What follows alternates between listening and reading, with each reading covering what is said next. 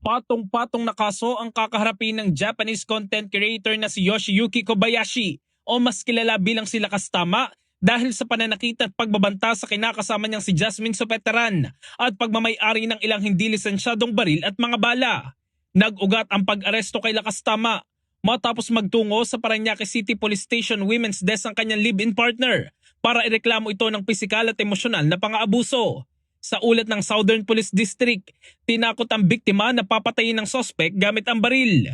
Agad nakipag-ugnayan ang mga tauhan ng Parañaque Police Intelligence Section sa barangay social worker ng Barangay San Valley at dito na inaresto ang content creator sa mismong bahay. Sa ginawang pag-aresto, nakuhanan siya ng 3 klase ng baril, mga magasin at bala, pero nang tanungin siya hinggil sa mga dokumento ng kanyang mga armas ay wala siyang maipakita.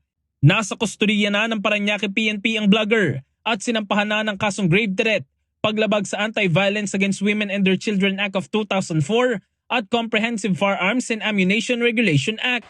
Samantala sa isang live video, umiiyak at humihingi ng patawad ng kinakasama nito sa mga naapektuhan ng pangyayari. Humingi ako ng sorry sa mga tao. Na purong pagtatanggol yung ginawa ko. Good side lang yung pinakita ko.